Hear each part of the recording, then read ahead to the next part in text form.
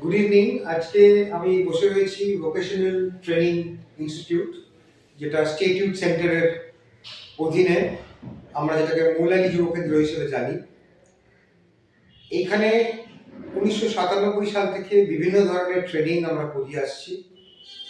তার মধ্যে সবচেয়ে অন্যতম ট্রেনিং, যেটা আমরা সাকসেসফুলি বহু বছর ধরে করছি, সেটা হচ্ছে ইন্টিরিয়র ডিজাইনিং অ্যান্ড ডেকোরেশন। যে কোর্সটা আমরা দুটো মডিউলে ভাগ করেছি। একটা 1 ইয়ার বেসিক ডিপ্লোমা, তারপরে 6 মাসের অ্যাডভান্স, যেখানে ম্যানুয়াল ড্রয়িং থেকে ক্যাড, ম্যাক্স সব কিছুই আমরা শেখাচ্ছি।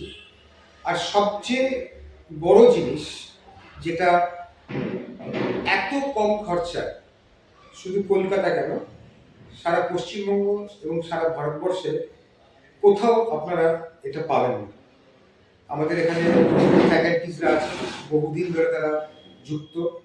আমিও এখানে 1997 সাল থেকে আছি। আমাদের এখান থেকে হাজার হাজার ছেলেমেয়ে বেরিয়েছে এবং তারা ওয়েল এস্টাবলিশ। তারা বড় বড় ফার্মে বিভিন্ন পোস্টে আছে। শুধু তারা চাকরি করছে তাই নয়, তারা নিজেরাও খুব সাকসেসফুলি মার্কেটে কাজ করছে। নতুন প্রজন্মকে আমি বলবো যে বিভিন্ন পেশার মতন ইন্টেরিয়র ডিজাইনিং আজকের তারিখে দাঁড়িয়ে কিন্তু একটা ভীষণ গুরুত্বপূর্ণ পেশা।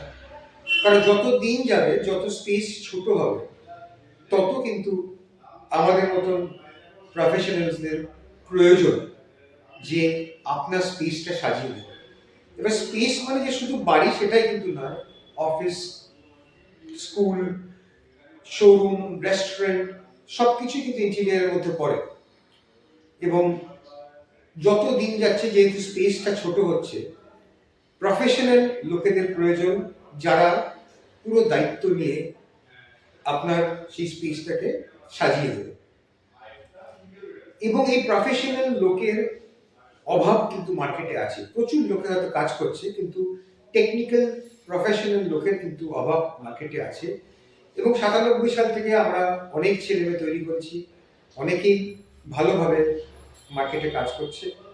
তো ইয়ং জেনারেশন যারা কেরিয়ার নিয়ে ভাবছো, তাদেরকে বলবো একবার আমাদের ইনস্টিটিউটে এসে আমাদের কোঅর্ডিনেটরদের সাথে কথা বলো, ফ্যাকাল্টির সাথে কথা বলো, দেখো তোমার এই প্রফেশনে যদি টেস্ট থাকে, আমরা তোমাদের সাথে আছি তোমার ফিউচারটা গড়ার জন্য।